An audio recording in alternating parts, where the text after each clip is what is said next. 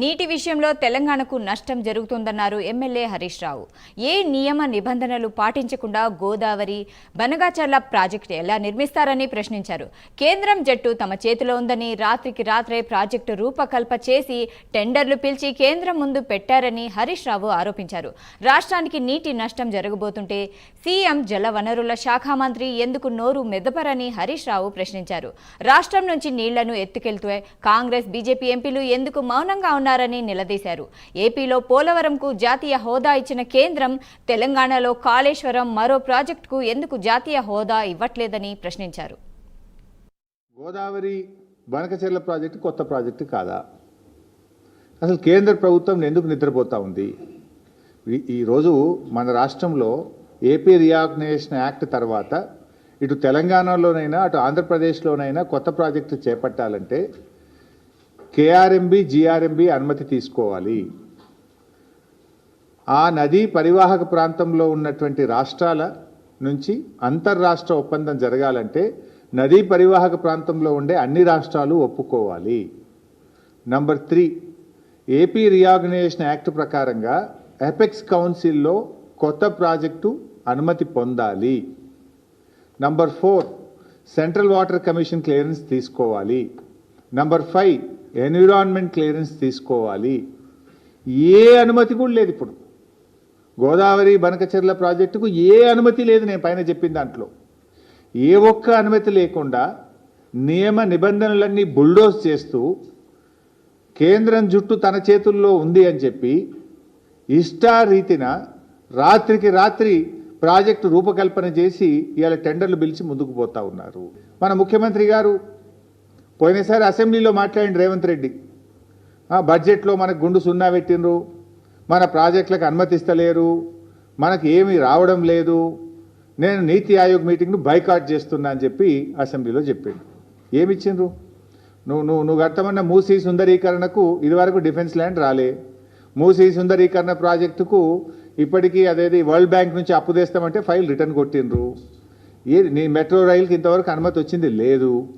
నువ్వు ఆ రోజు బడ్జెట్లో అయితే గుండు సున్నా, నువ్వే నీతి ఆయోగ్ మీటింగ్ బహిష్కరిస్తా అన్నాడు.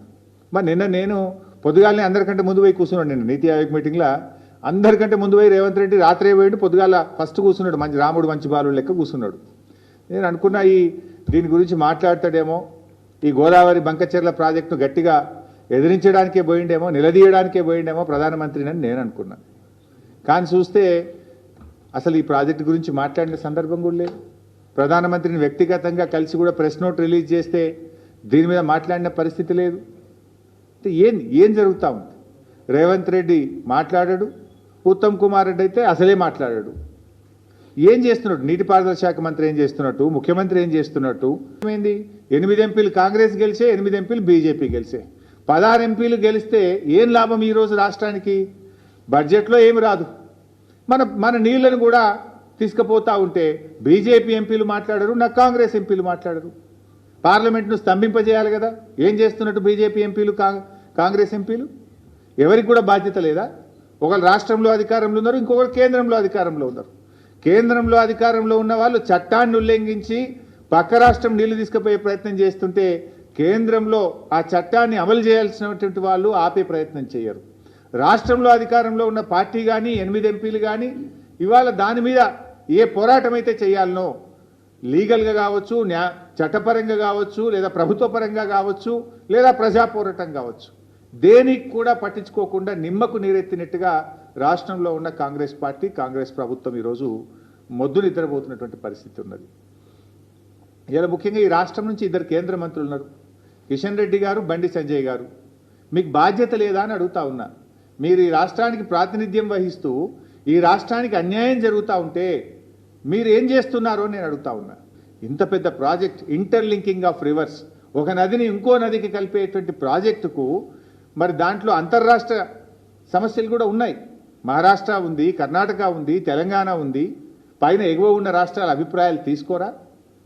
జీఆర్ఎంబి అనుమతి తీసుకోరా? ఇవి లేకుండా మరి ఎట్లా కేంద్ర ప్రభుత్వం ఆర్థికపరమైన అనుమతిస్తుంది? ఎట్లా కేంద్ర ప్రభుత్వం ఈ ప్రాజెక్టు కట్టడానికి అనుమతిస్తుంది? మరి కేంద్రం అనుమతిస్తుంటే ఆ ప్రభుత్వంలో ఉన్న కిషన్ రెడ్డి, బండి సంజయ్లు ఎందుకు మౌనంగా ఉంటున్నారు?